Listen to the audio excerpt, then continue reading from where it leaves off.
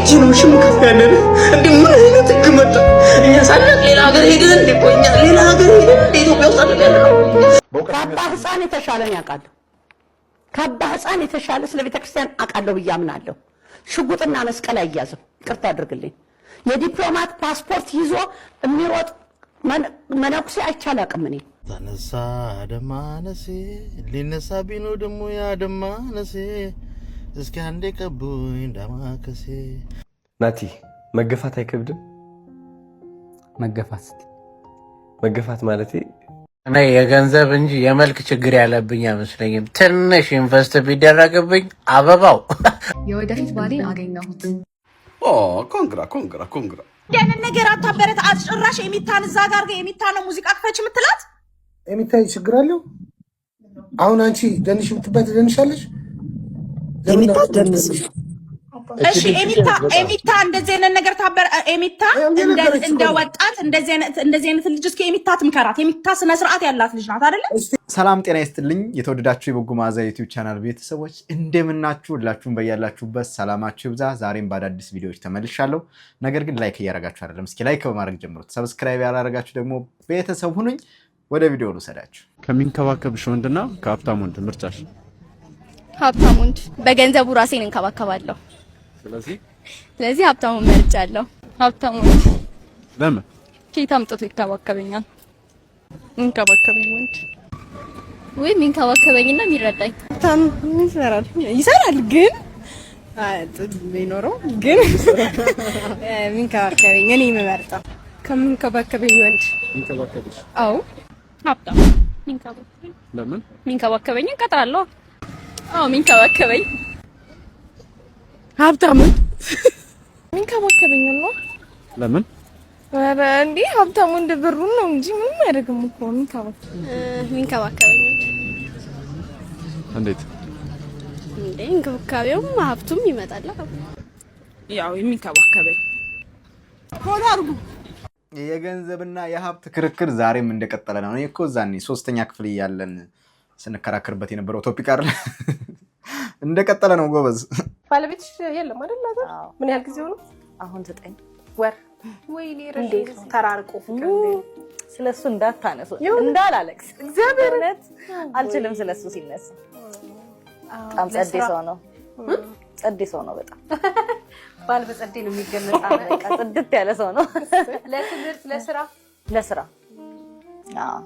እኛም እስቲ ትሄዳላችሁ እንዴ ማስኒን እንሂድ አናፈቃችሁ በጣም ናፍቆ ተራርቆ ፍቅር በተለይ ደግሞ ረጅም ጊዜ አብረሽ ስትቆይ ከባድ ይመስላል 7 ወር እያለ ነው እኮ እሱ የሄደው ሲወለድ አላየው እንዴ እርጉዝ ሆነሽ ከባድ ነው ወይኔ ይሄን ቢያይ አይንቀሳቀስ እሷ ራሱ በጣም ነው የለመደችው እንዴት ወሽግና በጣም አስቸገረች አኩርፋው አታወራውም ነበር ስልክ በእውነት ከዛ ገርሞን ለካ ልጅ እንደዚህ እንትን ይላል አላቅም ነበር ወንዶች እንደዛ አይሚን ሴት ልጆች እንደዛ ናቸው ሴት አኮረፈችው ስልክ አላወራም ብላ ትሸሻለች ከዛ የሆነ ሰዓት ለምንናት በቃ የሆነ እንትን ብያት በጨዋታ መልክ ምናምን አድርጌ እንትን የት ጥለኸኝ ጠፋ ነው በቃ በወጣች በገባች ቁጥር ባባ ነው ሌላ ነገር በቃ አታውቅ ባባ ዴይ ግን ያገኙታገናታ ጄራ በጣም ምን አላንበሳውን ሲያዩ እሱ ራሱ ለምዶት እንዴ ባባ ያለ ነው አፉን የፈታ ባባ ብሎ በርቀት ትዳርን መምራት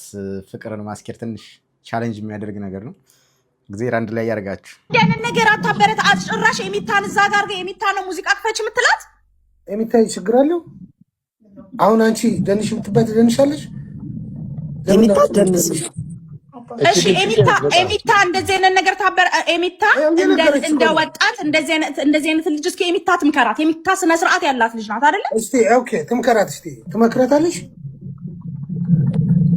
ኤሚታ ፓንት ሳታረግ አንድ ህፃን ልጅ ፓንት ሳታረግ እዚህ ጋር ስትጨፍር ይሄ ነገር አግባብ ነው መቀበል አለብን እና እሷ ትመልስልሻለች ኤሚታ ኦኬ ኤሚታ አንድ ጊዜ ኤሚታ እቺ ልጅ ናት እሺ የ21 አመት ልጅ ናት እዚህ ጋር ሶሻል ሚዲያ ነው ብዙ ሰው ነው የሚያየው አባትሽ ሴት ልጅ አለው እንደዚህ አይነት ነገር እየታየ በሶሻል ሚዲያ ላይ እሙሟን ያሳየች የእርቃኗን በአጭር ቀሚስ መታ አንድ ሴት ልጅ ባንቺ እድሜ ያለሽ ልጅ መታ እንደዚህ አይነት ነገር ስታረግ ወንዶች እኛ እናቶች አባቶች እንደዚህ አይነት ነገር ማበረታታትና አብረን ቁጭ ብለን ይሄን ነገር ሆይ ሆይ ያልን ማሳየት አለብን። ምንድነው ራቁቷን መሆን የለባትም። ግን መጀመሪያ እናትና አባቷ ምንም አይሏትም። እሺ እናትና አባቷ ምንም ካላሏት እኛ ደግሞ እናት አባት ነን ወልደናል። ስለዚህ እቺ ልጅ እኛ ማበረታታት አለብን። እንዴ ባናና ቤት ውስጥ ጭራሽ ልጅ የሚታን ጨዋ ልጅ አስቀምጠ ነው እንደዚህ አይነት ነገር የምታበረታታው? እኛ ቤት ትልቅ ሰው አስገባ፣ ትልቅ ሰው አስገባ። ይሄ ቪዲዮ ይቀጥላልና አንዳንዴ ማህበረሰብ ህይወታችንን ጋይድ ያደርገዋል። ለምሳሌ ስትሳሳት ተሳስታችኋል፣ እንደዚህ ማድረግ አልነበረባችሁም ይላል ማህበረሰብ። ማህበረሰብ ያገባዋል፣ ይመለከተዋል። ምክንያቱም እኛ የምናሳየው ወጣ ያለ ባህሪ ለማህበረሰቡ ስለሚጋባ ነው። ይቺ ልጅ 21 ዓመቷ ናት። ቀጥላ ምንድነው እናትና አባቴ አያገባቸውም እንደውም ከቤት ውጭ ብለውኛል ብላለች። እና ከዚህ በላይ ሌሎች እርቃኔንም ብጨፍር ማንም የሚመለከተው የለም እያለች ትናገራለች። ቪዲዮውን አሳጥሬው ነው እና ላችሁ የፈለኩት ምንድነው ማህበረሰብ በዚህ መልኩ ተው ሲል እሺ ብላ ተይ ልትል ይገባታል። እናትና አባትም ኃላፊነቱን ቢወጣ በልጅነት መቆንጠጥ መቆጣት ልጆችን በስነ ስርዓት ማሳደግ ገና ፊታችሁን አይተው ንግግራችሁን አይተው እናንተን እንዲያውቋችሁና ጥሩና ጥሩ ያልሆነውን ነገር እንዲለዩ አድርጎ ማሳደግ በጣም ወሳኝነት ያለው እንደዚህ ከናንተ እጅ ካመለጡ በኋላ ልጆቹ በጣም አስቸጋሪ ለማህበረሰቡም ቀውስ የሚፈጥሩ እንዳይሆኑ ስለሚያግዝ ነው። የወደፊት ባሌን አገኘሁት። ኮንግራ በጣም ከባድ ነው። በአሁኑ ሰዓት እኮ መገናኘት አስቸጋሪ ሆኗል። በቃ እሱን ያልኩትን ልጅ በአንድ ዴት ብቻ እንዴት እንዳስጠላኝ ንገረው። አቤት girl ምን ተፈጥሮ ነው? ሶ የተዋወቅነው በጓደኛዬ አማካኝነት ነበረ። ሳየው በጣም ነበር የወደድኩት። ቁመቱ በጣም ነው የሚያምረው። ልጁ የደስደስ አለው እና በጣም ነበር የተመቸኝ። ጓደኛዬን እንድታስተዋውቀን ከነገርኳት በኋላ ስለዚህ አንቺ ተሸጠበሽው ማለት ነው። ጓደኛሽን እንድታስተዋውቅሽ ከነገርሻት በኋላ ቀጥይ። ቴክስት አደረገልኝ። እኔም በጣም ደስ ብሎኝ ነበረ። ማውራት ጀመርን። ከዛ ከትንሽ ጊዜ በኋላ ዴት ጠየቀኝ። ከዛ በኋላ በጣም ደስ አለኝ። አልገባችሁም? በጣም ነርቨስ ሆኜ ነበረ እና ያለኝን የሌለኝን ነገር ሁሉ ተጠቅሜ ቆንጆ ለመሆን ሞክሬ ነበረ። ኤክስኪውዝ ሚ ዌት ሞክሬ ነበር ማለት ሞክሬ ነበር ማለት I don't understand what's going on like what's ችግር አለ? Don't we all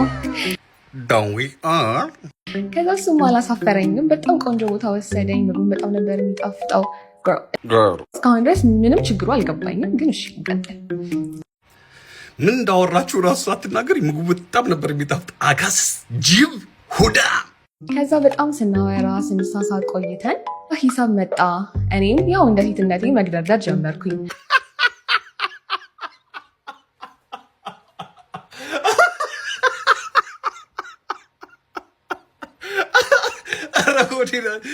የኢትዮጵያ ሴት ተግደርድራ ታውቃለች ሂሳብ ላይ። ከዛ ምን ቢለኝ ጥሩ ነው girl I'm scared ምን አለሽ ሂሳቡን አካፍዬ በኋላ እልክልሻለሁ። ቆንጆ ለመሆን ሞክረሽ ስለመጣሽ ይሆናል። ሞክረሽ ስለመጣሽ ነው። እየቀለደ ነው ማርያምን። እኔም ደንግጬ ቦርሴን ሳየው ምንም ያስኩት ነገር የለም ከቻፕስቲክ ውጪ። ታዲያ ቦርሳው ምን ይሰራል? እንደሚሰቀል ሰው ባዶ ኪስ ነው ዞር። ቻፕስቲክ ብቻ ሌላ መጸዳጃ ምንም ነገር የለም። አቤት ከፋይ፣ አቤት ቅበላ። እሺ ከዛ በኋላ ተነስቼ ወጣሁኝ። ሶሪ ብሮ ምንም ማድረግ አንችልም። እንግዲህ አሁን ላይ በጣም ከባድ ነው። ደስ ይላል። ከዚህ ጨዋታ ምን ተማርን? መመለሻ ሳትይዙ ከቤት አትውጡ። ሂሳባችሁን የምከፍሉበትን ብር ሳትይዙ ግብዣ አትሂዱ ማለት ነው። ሌዲስ ፕሊዝ ከዚህ ተማሩ። ያው ዴቲንግ አናዘር ሌቭል ደርሷልና እየገረመኝ ነው ሰማት የነበረው። ናቲ መገፋት አይከብድም? መገፋት ማለት ቲክቶክ ከጀመርክ ጀምሮ ስፔሻሊ በዚህ ዓመት ከአይሾ ስፒድ ጊዜ በጣም ብዙ ሰው እየተረበ ነበረ። ያው እየተገፈተርክ ምናምን ቪዲዮ ወጥቶ ነበርና በጣም ብዙ ሰዎች እየቀለዱበት ነበር። ከዛን ጊዜ ጀምሮ እስካሁን እንግዲህ በተረባ አሳልፈሃል ብዙ ጊዜና እንዴት ነው? ከባድ ነው? ሰዎች ማየት የሚፈልጉት የሆነ ውድቀትን ኔጌቲቭ ሳይድን ይመስለኛል። አይ ቲንክ እኔ ደግሞ በጣም እየተሳካልኝ ነው። ኢትዮጵያ ውስጥ ቤስት ባርበር የሚለውን ትልቅ ብራንድ ገንብቻለሁ። ቤስት ባርበርም ነኝ። ውድ የማስከፍለው እኔ ነኝ ብዬ አስባለሁ። ኢትዮጵያ ውስጥ ማለት ነው። በፀጉር መስተካከል ደረጃ ለአንድ ግለሰብ የማስከፍለውን ያክል ሌላ ያስከፍላል ብዬ አላስብም እና ይሄን አሳክቻለሁ። ኢንተርናሽናል የሆነውን ትልቁን የዜና እንትን ዴላም ፔጅን ፀጉር አስተካክያለሁ። ብዙ ራፐሮች፣ ብዙ የውጭ ታዋቂ ሰዎች ዲኤም አድርገውልኛል። ይሄን ግዴታ ማሳየት አይጠበቅብኝም። ስኬቱ ለኔ ስለሆነ መገፋት ለኔ ማለት አላማ ስላለኝ ነው ያንን ነገር ይሄድኩ የነበረው። በቃ ለዛ አላማ ዝቅ ብዬ ማለፍ ስለነበረብኝ ነው። ኢጎዬን ትቼ ምናምን እኔ እኮ አሁን ታዋቂ ነኝ፣ እኔ እኮ ያልሆነ ፀጉር አስተካካይ ነኝ፣ እኔ እንትን ነኝ ብዬ መቆም አልፈለኩም። እንደዛ ከተኩራራሁ እዛው ባለውበት ነው የምቀረው። ከኔ በኋላ የመጡ ሰዎች፣ አክቲቭ ሰዎች አልፈውኝ ይሄዳሉ። መገፋት ጥሩ ነገር ነው።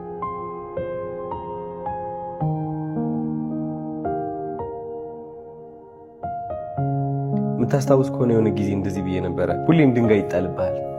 ሁሌም አለ በቃ ወደ ስኬት ስታቀና አንድ ተራቢ ይኖራል፣ አንድ ምንቀኛ ይኖራል፣ እንከን የሚያወጣ ሊያወድቅህ የሚሞክር ሁሌም አለ።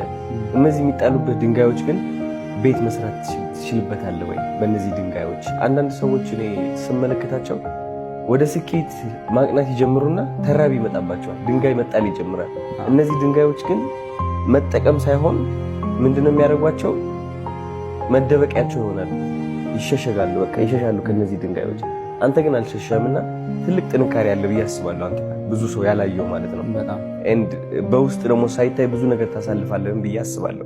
because እኔ ለራሴ በብዙ ተረባ ስላለፍኩኝ የሆነ እረዳሃለሁ እና አይ ቲንክ ሰዎች ካንተ ብዙ መማርን ያለባቸው ስፔሻሊ አሁን በደረስክበት ደረጃ ማየት ያለባቸው አንተ መገፍተርህን፣ መገፋትህን፣ ሰው መቀለዱን ሳይሆን ይህ ሁሉ ቀልድ ወደ አንተ እየተጣለ እያለ ይህ ሁሉ ተረባ እያለ ይህ ሁሉ እየተገፋ አለማቋረጥ ምንድነው እንደዚህ ጠንክረህ እንድትሄድ እያደረገ ያለው?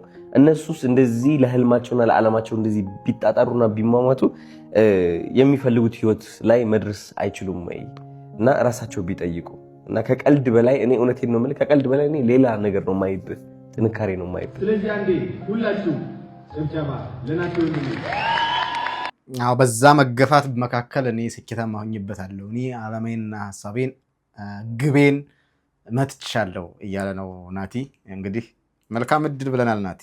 እኔ የገንዘብ እንጂ የመልክ ችግር ያለብኝ አይመስለኝም። ትንሽ ኢንቨስት ቢደረግብኝ አበባው የኔ አበባ መታለች፣ የኔ አበባ መታለች ሰበት ሰካንያ እግዚኦ ሜካፕ አናዘር ሌቭል። በመንግስት በተገነቡ መንገዶች ላይ የሚንቀሳቀሱ ተሽከርካሪዎች ግብር ሊከፍሉ ነው ተባለ። የምጣኔ ሀብት ባለሙያ የሆኑት አቶ ዋሲሁን በላይ ይህ ግብር በተሽከርካሪ ባለቤቶች ላይ የሚጣል ሲሆን ተሽከርካሪዎቹ በመንግስት በተገነቡ መንገዶች ላይ ስለሚንቀሳቀሱ በየዓመቱ የሚከፈል ይሆናል ብለዋል። ይህም ከመደበኛው የተሽከርካሪ ዓመታዊ ምርመራ ወይም ቦሎ ጋር ተያይዞ ሊመጣ የሚችል ግዴታ ነው። የምጣኔ ሀብት ባለሙያው እንደገለጹት ብዙ ጭስ የሚለቁ አሮጌ ተሽከርካሪዎች ከፍተኛ ግብር እንዲከፍሉ፣ አዳዲሶቹ ደግሞ ዝቅተኛ እንዲከፍሉ ሊደረግ ይችላል ተብሏል። ይህ የታክስ ፕሮፖዛል በሚኒስትሮች ምክር ቤት ተዘጋጅቶ ለምክር ቤቱ ለማቅረብ ዝግጅት እየተደረገም ይገኛል። ታዲያ በዚህ ጉዳይ የእናንተ አስተያየት ምንድነው? ኮሜንት ላይ አጋሩኝ። መረጃውም የኢትዮ ኤፍኤም ነበር። መልካም ጊዜ። ጎበዝ። የዚህ የግብር ጉዳይ በጣም አሳሳቢ ሆኗል። ገና ቤታችን ገብተን ለምንቀመጥበት ሶፋ ሁሉ ክፈሉ ልንባል እንችላለን። ለእግራችን ኮቴም እንደዚሁ በጣም ከባድ ነው። ኑሮ ቢቀየር ምናምን ብላችሁ ትንሽ የሱቅ ከፍታችሁ እየሰራችሁ ድንገት በመሀል ገቢዎች ሲመጡ ስታዩ የሚሰማችሁ ስሜት ተነሳ ደማነሴ ሊነሳ ቢኖ ደግሞ ያደማነሴ እስኪ አንዴ ቀቡኝ ዳማከሴ ውሰዱት ንብረቴን መክፈል አልችልም እኔማ ዕዳዬን መክፈል አልቻልኩም ዕዳዬን ምን ልሁን መረረኝ ታክሳችሁ ገጀራ ሆነብኝ ገቢዎች ገጀራ ሆነብኝ ወዮ ወዮ ዳዲ ወዮ ዳዲ ወዮ ዳዲ ወዮ ዳዲ እውነት ነው። እንደዚህ ያስብላል። እንደዚህ ነው የሚያስብለው። ሆድ የሚያስብስ ነው። በነገራችን ላይ ይሄኛውን ቪዲዮ አይታችሁታል አይደል? በቃ መንግስት እግዚአብሔር ነው ማለት እኔ መንግስት እኔ ተቅላላ ከየት መቶ ነው የሚሽበኪነው በህይወቴ ማዝሮ ማለት ንግድ ፍቃድ ያወጣው ቀን ነው መድኃኒዓለም ነው እኔ መቶ ምናምን ሺህ ብር ጌታ ልጅ ይልከው ጌታ ልጅ ነው የሚከፍለው መቶ ምናምን ሺህ ብር ማለት የለኝም ራሱ ጌታ ልጅ ነው የሚከፍለው ምንድን ነው በቃ መንግስት እግዚአብሔር ነው ማለት እኔ መንግስት እኔ ተቅላላ ከየት መቶ ነው የሚሽበኪነው ልጅ ጌታ ነው መቶ ምናምን ሺህ ብር የሚከፍለው እኔ ጌታ ልጅ ነው መቶ ምናምን ሺህ ብር የሚከፍለው እኔ እኮ በዛ ብላ እኮ ነው የሄደው በሀምሳ ብር እኔ ጌታ ልጅ ነው የሚከፍለው ያለን እንደ ምን አይነት ህግ መጣ እኛ ሳናቅ ሌላ ሀገር ሄደን እንደ ቆኛ ሌላ ሀገር ሄደን እንደ ኢትዮጵያ ውስጥ አለ ያለው እኔ እግዚአብሔር እንደዚህ ይችላልከም እኔ እንደው ንግድ ፍቃድ ያወጣው ግን ያን ቀን እንደው ግሪን በስ እኔ እንጂ ምንድን ያጠፋሁት እሺ የሰራሁት ልክፈል ግን ይሄ አይደለም በጣም በተለይ በዚህ ጉዳይ ምንም ነገር ለማለት የሚመቸን በምን አይነት ሴክተር እንደሆነ የሱ ንግድ ፍቃድ እንዴት እንደሆነ ገቢው የሚሸጠው ወይም ደግሞ የሚሰራውን ስራ ምናምን ማሳወቅ ቢችል የሆነ ለትችት ምናምን ይመቻል። አሁን ምን አይነት ስራ እንደሚሰራ ምን አይነት ንግድ ፍቃድ እንዳለው ምናምን አይታወቅም። ዞሮ ግን በንግድ ፍቃድ ዙሪያና በግብር ዙሪያ በጣም ሰው ተማሯል። በዚህ መልኩ ሳይጎዳ ሰው ሳይብሰው በዚህ ልክ አያለቅስም። መንግስትም ደግሞ ግብሮችን እያበዛ ነው፣ በጣም እየተጫነን ነው። ሰውም በጣም ብዙ ሰዎች ሱቃቸውን እየዘጉ ንግድ ፍቃዳቸውን እየመለሱ ይገኛሉ። በጣም አሳዛኝ ነው። ከአባ ህፃን የተሻለን ያውቃለሁ። ከአባ ህፃን የተሻለ ስለ ቤተክርስቲያን አውቃለሁ ብዬ አምናለሁ። ሽጉጥና መስቀል አያዝም። ይቅርታ አድርግልኝ። የዲፕሎማት ፓስፖርት ይዞ የሚሮጥ መነኩሴ አይቻል አቅም እኔ የዲፕሎማት ፓስፖርት እስከላይ ድረስ ከመንግስት ድረስ ይሄድበታለሁ። ይቅርታ አድርጉልኝ ጮክ ብዬ ስለምናገር እኔ የዲፕሎማት ሚስት ነበርኩ። ከማህሙድ አህመድ በፊት ዲፕሎማት አግብቼ በየብዙ ሀገራት ስዞር የነበርኩ የዲፕሎማት ሚስት ነበርኩኝ። እኔና ባሌ ዲፕሎማት ፓስፖርት አለን። ልጆቼ ልዩ ፓስፖርት ነው የሚኖራቸው፣ ዲፕሎማት አይሰጡም። ኤርፖርት ስንወጣ ለመሄድ ስንል ውጭ ጉዳይ ጽፎልን ነው የምንቀበለው የምናገኘው። ስንመለስ ከኤርፖርት ይሰበሰብና ለውጭ ጉዳይ ይረከባል። አሁንም ያ ነው የሚሆነው። አባ ህፃን ግን ይዘው ነው እንደልባቸው እንደፈለጉ ይሄዳሉ እንደፈለጉ። አንድ ነገር ነገር ስማቸውን አልጠረም ከሊ አልልህም። ለንደን ላይ አንድ አባት በ24 ሰዓት ተባረዋል። በምን ተባረሩ? ፓስፖርታቸው ዲፕሎማት ነው። እሳቸው ግን የተቃውሞ ሰልፍ ላይ ወጡ። በዚህ ላይ ስለተገኙ በ24 ሰዓት ተባረሩ። ያው እንግዲህ ሰሞኑን ሲባል የነበረው የከተማ መነኩሴ በዚህ ልክ ነው እንግዲህ ከመስቀል ጋር ሽጉጥ ይዘው እንደሚሄዱ ነው እየተናገረች ያለችው። ያው ሪያሊቲም ስለሆነ ነው። በአብዛኛው ከተማ ላይ ያሉ መነኮሳት ማለት ከመነኩስና ተግባር ውጭ ሆነው የሚኖሩ መነኮሳት አሉ። ከተማ ውስጥ ሆነው ደግ ሆነው ይኖራሉ። ግን ነገር ግን እንደነዚህ አይነት መነኮሳት ደግሞ በጣም አስቸጋሪ ናቸው። በነገራችን ላይ ባልመነኩስ ኖሮ እስካሁን ድረስ ዲግሪ እየገፋው በድህነት ስማቀቅ ኖር ነበረ እያሉ ሲናገሩ የነበሩ ናቸው እነዚህ ሰዎች። ምን ለማለት ፈልጌ ነው? መነመንኮስ ድሃ መሆን እያለ በፈቃድህ ድሃ መሆን ነው አይደለ? በፈቃድህ የዓለምን ንብረት ገንዘብ አለመፈለግ ነው። በፈቃድህ ከዕለት ጉርስህ ውጭ አለማሰብ ነው። ለነገ የሚበላ ስንቅ እንኳ አለመያዝ ነው። መመነን ነው። ምናኔ ምንኩስና ወደዛው። ስለዚህ እንደዚህ አይነት ነገር ስሰማ በጣም ነው የሚያመኝ። ለምንድን ነው የሚያመኝ? ለነሱ የሚጠቅም አይደለም። ነገር ግን አባትነታቸው ደግሞ ለልጆቻቸው ሊጠቅም ይገባል። እኛ አባቶቻችን ስንላቸው እነሱ የሚያኮሩን ወደ እግዚአብሔር የሚወስዱን የተሻሉ ሆነው መታየት አለባቸው። ብቻ አሳሳቢ ነው ይሄ ጉዳይ። ያቺ በትዳሯ ደስተኛ ሆና የምትኖረዋ ሴት ያልነገረችን አንድ ሚስጥር ልንገርሽ። የባሏን ኢጎ ትጠብቅለታለች። የባሏን ማይንድ ሰላም ትጠብቅለታለች። አጓጉል ፉክክር ውስጥ ከሱ ጋር የለችበትም። በጭራሽ አትፎካከረውም። የቱንም ያህል ከሱ የተሻለች ብትሆን ወይም በዛ ነገር ላይ የተሻለ ነገር እንኳን ቢኖራት ብዙ ጊዜ እድሉን አሳልፋ ትሰጠዋለች። ያ ማለት እሱ የተሻለ ሊደር እንደሆነ እንዲሰማው ወይም የቤቱ ራስ እንደሆነ ደጋግማ እንዲሰማው ታደርገዋለች። ያን ስሜት ደጋግማ ትመግብለታለች። ኢቨን ስህተት እንኳን ሲሰራ በልጆች ፊት ወይም ደግሞ በሰዎች ፊት አትናገረው ወይም አታንኳስሰው። ነገር ግን ዞር አድርጋ በፍቅር ወይም በለሰለሰ አንደበት ታርመዋለች ወይም ትነግረዋለች። ይሄ ትልቁ ሚስጥሯ ነው። ጥሩ ምክር ነው እናቱ። እንግዲህ ያው የጥሩ ሚስት ጸባይ ካራክተር እንደዚህ ገልጸዋለች። I am so sorry to say this but someone has to say it. አብዛኞቻችሁ እዚህ ቲክቶክ ላይ የቆሻሻ ማጠራቀሚያ ገንዳ እየሆናችሁ መጣችሁ። I mean it. ለምን እንደዛ እንዳልኩ ነግራችኋለሁ።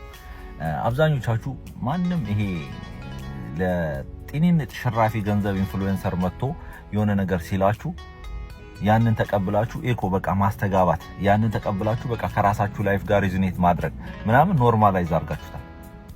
እነዚህ ሰዎች ለሽራፊ ሳንቲም ሲሉ የማይሏችሁ ነገር የለም ሲጀመር ማለት ነው። ሲጀመር ለምንድን ነው የምትቀበሉት? ሚሊዮን ዶላር የሌለው ሰውዬ ስለ ሚሊዮን ዶላር ሲመክራችሁ ልክ ነው ብላችሁ መቀበል አትችሉም። this is the time actually everybody እንትን ደረሰኝ መጠየቅ ያለበት ጊዜ ነው ይመስለኝ። አሁን እዚህ አገር ቤት የአገር ውስጥ ገቢ ምናምን ደረሰኝ የሚጠይቀው አላ ልክ እንደሱ እናንተም ጋር መጥቶ የሆነ ሰው እንደዚህ ሲነግራችሁ ቆይ ትዳር የሌለው ትዳር ኖሮት የማያውቅ ሰው ስለ ትዳር መጥፎነት ሲመክራችሁ ሰምታችሁ አዎ ልክ ነው እንደዚህ ነው ማለት my friend እግር ኳስን በሬዲዮ መስማትና በሬዲዮ መተንተንና ሜዳ ላይ ቁጭ ብሎ መጫወት በጣም የተለያዩ ነገሮች ናቸው። ኦኬ እነዚህ ሰዎች እያዘጋጇችሁ ነው እኮ ሊበሏችሁ ነው። ኦኬ ድሮ መርካቶ ትዝ ይላችኋል። እነዚህ ኪስ አውላቂዎች ምናምን ቀስቲዎች ምናምን ሌባ ሌባ ሌባ ይላሉ። ራሳቸው እኮ ናቸው ሌቦቹ። ያኔ ሰው ምንድነው የሚያደርገው? ኪሱን ነው ቼክ የሚያደርገው። ሶ መጀመሪያ ቼክ የምታደርጉት ኪስ የት ነው? ይሄ ብሩ ያለበትን አይደል? that's when they know that ገንዘባችሁ የት እንዳለ። ስለዚህ እዛ ነገር ላይ ፎከስ ያደርጋሉ። that's what's happening right now። ስለ ፋይናንስ ይነግራችኋል አንዱ ያክስቱ ቤዝመንት ቁጭ ብሎ እዚህ ሪንግ ላይቱን እንትን አድርጎ how ዩቲዩብ ላይ ያስከፈለ ዩቲዩብ ላይ እንዴት ገንዘብ እንደሚሰራ ያሳያችሁ ሰውዬ ቁጭ ብሎ እንኳን አያየውም። አሁን ቸገረኝ ብሎ አደባባይ ሲወጣ ራሱ የሰራውን ቪዲዮ አያየው።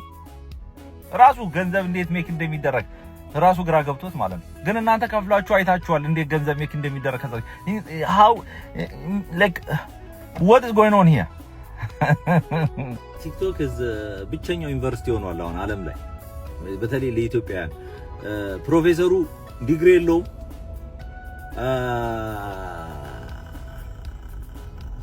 ሪዛልት አሳይቶ አያውቅም፣ ምንም ኤክስፒሪየንስ የለውም። ግን ሁሉም ቁጭ ብሎ ኖት ይዛል እሱ ሲያወራ። አረ በእናታችሁ አታስቁን፣ ተው እንደው ተው ያስበላል። ይሄ እውነት ለመናገር ሁሉ ሰው መካሪ ነው። አሁን በፋይናንስ ትመከራላችሁ፣ በትዳር አማካሪነት እንደው በጣም እኔ የወጣልኝ መቼ ነው ታውቃላችሁ? የዳጊ ሾውና እነ ዶክተር ወዳጀነህ ስለ ትዳር ሲመክሩ ማለት ነው። ትዳር የላቸውም ግን የትዳር አማካሪ ነበሩ። እሱን ስናይ ይሄ ሰው ያላችሁ ምን ማለት እንደሆነ ይገባችኋል። እሺ አጀማ እንዴት ናችሁ? ሰላም ናችሁ? ይሄ ትንሽ እንግዲህ አንዳንድ ቦታዎች አንዳንድ አስተሳሰቦች ሎጂካል በሆነ መንገድ ትንሽ አይ ቲንክ በአለንጋ መገረፍ መቻል አለባቸው። እኔ በዚህ አጋጣሚ ኦልሬዲ ተቀይራችሁ ለምሳሌ ወንድ ጠል የሆናችሁ ሰዎች ኮምፕሊትሊ ተቀይራችሁ ሲጀመርም ወንድ ጋር ማትሄዱም ሰው እኔ ከእናንተ ጋር አልከራከርም። ኦኬ ጀስት ጎ ፎር ኢት። አት ኤንድ ኦፍ ዘ ዴይ መጨረሻ ላይ ሄደሽ ከግንብ ጋር ስለሆነ የምትጋጨው ዋል። ግን ምን ያህል መርዛማ ነገሮች እየተላለፉ እንደሆነ አንድ ነገር ላሳያችሁ።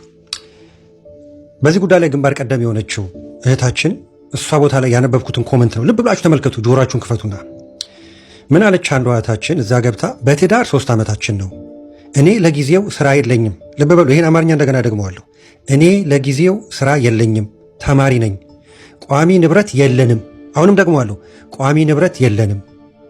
ማንኛውም በስራ በኩል ያለ ነገር የጋራችን ነው እያለ ባሌ ያማክረኛል። እዚህ ጋር አረግላችኋለሁ። ከዛ ከታች አንዷ ገብታ ከዛኛው ወገን ከእርስ በርስ ወገን ነች፣ አትመኝው ብላ ጻፈች። ለዚህ ንግግር አትመኝው ያስብላል ወይ? ሰምታችሁታል አይደል? እኔ ምንም የለኝም ብላ ነው እንግዲህ እዚህ ትዳር ውስጥ ጆይን ያደረገችው። ገብቷችኋል? ትንሽ እንደናንተ እንውረድና እናንተ እነዚህ ፌሚኒስቶች እቺ መስኪን ምንም የላትም።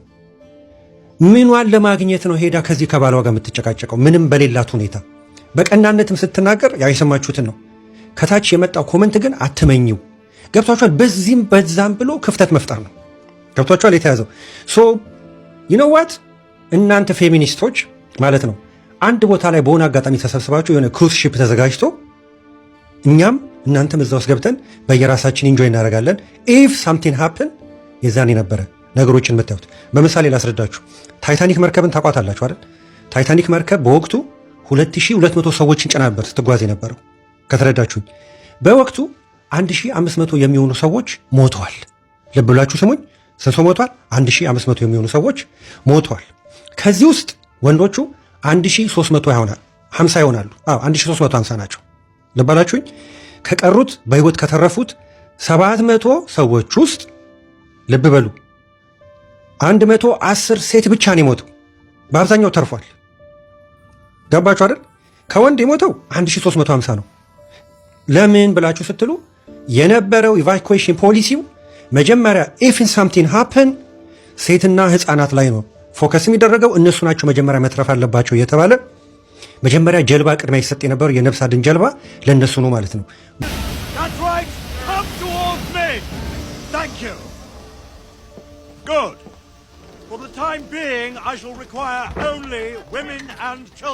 ወንድ ያን ያህል ነው ዋጋ የሚከፍለው። ለሴት ያለውን ፍቅር የሚገልጸው በመሞት ነው። እናንተ ዛሬ ተርፋችሁ መታችሁ ሌስ ጎ የሆነ ቦታ እንጫን፣ በምንም በኩል ከኔ ጋር እኩል ነሽ፣ ከዛ በአናትሽ ላይ እየተሸጋገርኩ ሄዳለሁ። ኦልሬዲ ዩ ሴድ ኢት ኦልሬዲ እኩል ነን ብለሻል አይደል? እንጂ አርጊዋ። ግን በወቅቱ ሴትና ህፃናት መዳን አለባቸው ተብሎ ያ ሁሉ 1350 ወንድ ሞቷል። ሶ ዛሬ ላይ እኛ እንደናንተ አይደለንም። ምስኪን አስተዋይ፣ ሁሌ ጉልበታቸው ለእግዚአብሔር የሚያንበረክኩ ሴቶች እንዳሉ እናውቃለን። ለእነሱም ቢግ የሆነ ሪስፔክት አለን። ግን እናንተ ኦልሬዲ የአጋንንት ፈረሶች ለሆናችሁ ሰው ምንላችሁ ነው? በዓለም ላይ ያላችሁ የተበተናችሁ አማርኛ የምትሰሙ ፌሚኒስቶች አት ዘ ኤንድ ኦፍ ዘ ዴይ የራሳችሁን ጉድጓድ እየማሳችሁ ነው። ወንድ እንደ ወንድ ከድሮ ጀምሮ ከዚህ ጀምሮ ዋጋ ከፍሏል። አይ እኛና እናንተ እኩል ነን ካላችሁ እነዚህና እነዚህን የመሳሰሉ ፖሊሲዎች ይስተካከላሉ፣ ይከለሳሉ። ተረዳዳን? መልካም ጊዜ። ይኸው ነው። እነ ጆርዲን በጣም አብዝተዋል። ይሄ ፖስት የዚህ ፖስት ኮሜንት የተወሰደው ጆርዲን ፖስት ያደረገችው ይሄ ስለ ባል ማለት ነው። እና ወንድን በጣም ነው የምትጠላው። በነገራችን ላይ ጆርዲን የኢትዮጵያ ሴቶችንም በጣም ትጠላለች። በጣም ነው የምትንቃቸው ማለት ነው። ይሄ ፌሚኒስት ወስዶ አንደኛ ከእግዚአብሔር ጋር የተጣላ ነው። ምክንያቱም ትዳርን ያህል ነገር ማንም ሴት ትዳር እንዲኖረው አትፈልግም። ማንም ሴት የፈለገ ደግ ባል ቢመጣ እንደው መልአክ ወረደ ቢባልላት ማለት ነው በየትኛውም ለሴቷ ካለው ክብር የተነሳ ትዳርን ሰፖርት አታደርግም። ሴቶች አግብተው እንዲኖሩ አትፈልግም። በጣም የሚያሳዝን ይሄ ነው። እግዚአብሔር ቅዱስ ብሎ የባረከውን የስራ ሁሉ ከገዳም ከመጣ በኋላ ወዴት ነው ሄደው? ጌታ ወደ ዶኪማስ ቤት ነው አይደለ? ወደ ዶኪማስ ቤት ወደ ሰርጉ ሊባርክላቸው በዚህ ልክ ያከበረውን ጋብቻ በመጽሐፍም ቅዱስ ነው እርኩሰት የለበትም እያለ የቀደሰውን ቅዱስ ብሎ የጠራውን ከእግዚአብሔር ዓላማ ውጭ በሆነ መንገድ ሴቶች እንዲለማመዱ ወንድን እንዲጠሉ የሚያደርግ ሴራ ይዛ ነው መርዟን እየረጨች ያለችው። እና በጣም ነው የሚያሳዝነው። በምን አይነት መልኩ ብትነገር ሊገባት እንደሚችል ግራ ነው የሚገባው። እና ሰውየው የተናገረው ነገር ልክ ነው። በቃ ወንድ ልጅ ያ ማለት ግን ሴትን አቢዩዝ የሚያደርጉ የሴትን ልጅ ፍቅር ላልተገባ ነገር የሚጠቀሙ ሴትን የሚያሰቃዩ የሉም ማለት አይደለም። ግን ጄኔራላይዝ ተደርጎ መጨፍለቅ የለበትም።